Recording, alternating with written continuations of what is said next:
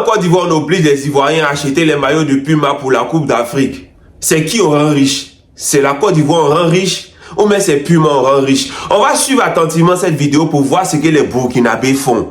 On va suivre, on va partager, on va aimer, on va liker, on va identifier les autres, on va partager dans tous les groupes. On écoute attentivement s'il vous plaît. Le chef du gouvernement, Joachim Son Kelem de Tambela, remet officiellement la nouvelle toge unique en Faso d'Anfani au ministre en charge de l'enseignement supérieur et les institutions publiques d'enseignement supérieur et de recherche du Burkina sont désormais astreintes à son port lors des cérémonies officielles et des soutenances.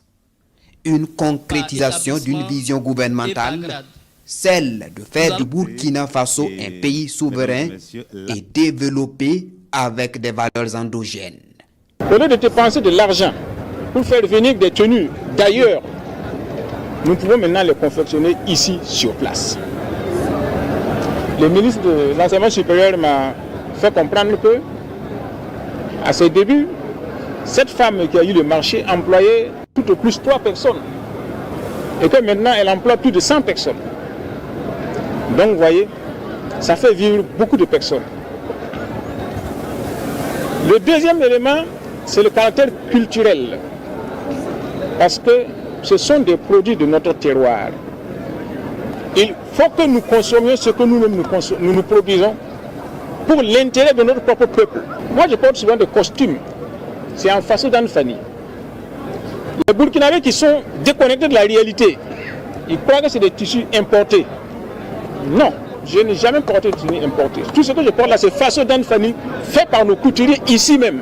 Cette toge unique en Faso d'Anfani est conçue avec la cotonnade 100% burkinabé, exclusivement tissée à la main et mise en valeur par une expertise nationale. Une révolution vestimentaire est donc en marche au Burkina Faso. On dit Benito, tu ne défends jamais l'État ivoirien. Non, l'État ivoirien a fait dépôt des premières pierres ici, tu n'as jamais parlé de ça. Mais quand c'est pour les Burkinabés, tu parles. Et la différence entre ce que le gouvernement ivoirien fait et puis ce que le gouvernement burkinabé fait, c'est que les Burkinabés, c'est leur propre culture, ce sont leurs propres outils qu'ils mettent en avant. Et lorsqu'il y a un projet, c'est le Burkina Faso qui finance son projet. Quand je prends par exemple l'usine de tomates pâtes, c'est les Burkinabés qui ont financé. Quand je prends par exemple la société qui sont en train de construire actuellement pour raffiner l'or burkinabé, c'est les Burkinabés qui financent à 100%. Quand je prends encore ce truc-là qu'ils sont en train de faire, le Faso d'Anfani, ce sont les Burkinabés que cela va rendre riche. Vous imaginez, toutes les institutions, leurs vêtements viennent de cette dame-là qui fabrique, ou bien de cet instrument-là, c'est les Burkinabés que ça va rendre riche. Mais quand nous, aujourd'hui, on nous oblige à porter Puma pour pouvoir soutenir notre équipe nationale, c'est qui ça rend riche? C'est Puma ou bien c'est les Ivoiriens que ça rend riche? Voilà la question qu'on se pose. Et parce que le frère Jonathan Morrison avait confectionné de jolis maillots. Si l'État de Côte d'Ivoire disait, oui, bon, pour ceux qui ne peuvent pas payer, comment on appelle ça, le maillot Puma, vous pouvez acheter le maillot de Jonathan Morrison. Ça va rendre un frère ivoirien riche. Ça va enlever les rembats de 19 millions. À quel moment est-ce que l'État de Côte d'Ivoire travaille pour créer les conditions pour que les Ivoiriens puissent devenir riches, pour que les Ivoiriens puissent devenir puissants? Comme ça, un jour, les Ivoiriens eux-mêmes peuvent donner l'argent à l'État de Côte d'Ivoire, qui va empêcher l'État de Côte d'Ivoire d'aller prendre crédit ailleurs. Les Ivoiriens eux-mêmes vont enlever leur propre argent pour donner crédit à l'État. C'est ce qui se fait au Japon. C'est ce qui se fait en Chine. C'est ce qui se fait en Allemagne. C'est ce qui se fait en France. C'est ce qui se fait en Suisse. C'est ce qui se fait aux États-Unis. On dit non, les États-Unis, c'est le pays le plus endetté au monde. Mais les États-Unis, leur dette, là, ce sont les Américains qui le donnent. La dette extérieure des États-Unis est estimée à seulement 7%. Alors que tout le monde dit oui, c'est la dette la dette extérieure la plus grande au monde. Mais cette dette extérieure là, pour les Américains, ça représente 7%. Pour les Japonais, ça représente 12%. Pour nous, ça représente combien? Pour nous, ça représente combien? Nous, notre dette extérieure représente 90%. Notre dette extérieure. Parce que notre dette extérieure est élevée à près de 30 000 milliards. Et notre dette intérieure est élevée à 1500 milliards. Regardez la différence. Regardez la différence. Donc arrêtez de vous jouer les professeurs d'économie dans les commentaires.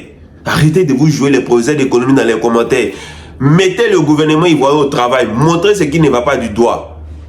On fait route ici. On prend l'argent, elle est blanc. On vient, on fait route.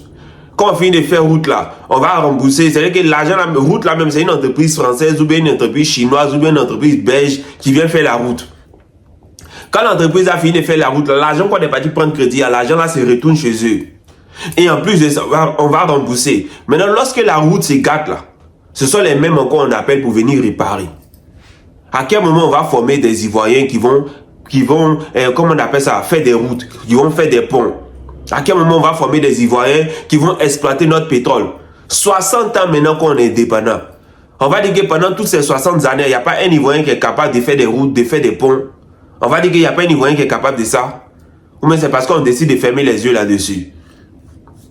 Remettons-nous en cause, c'est très important. Je suis fier de ce que les Burkinabés font et il faut montrer cela du doigt. Le jour que le gouvernement ivoirien va mettre une politique en place qui va permettre aux Ivoiriens d'être riches, là, on va parler de ça.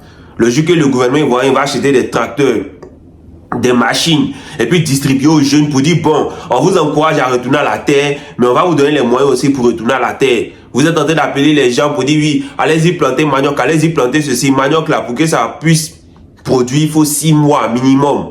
6 mois minimum pour gagner combien sur un hectare? 200 000. Divisez 200 000 fois 6, tu gagnes combien? Divisez 200 000 fois 6, tu gagnes combien par mois? Sans oublier qu'une seule personne ne peut pas entretenir un hectare.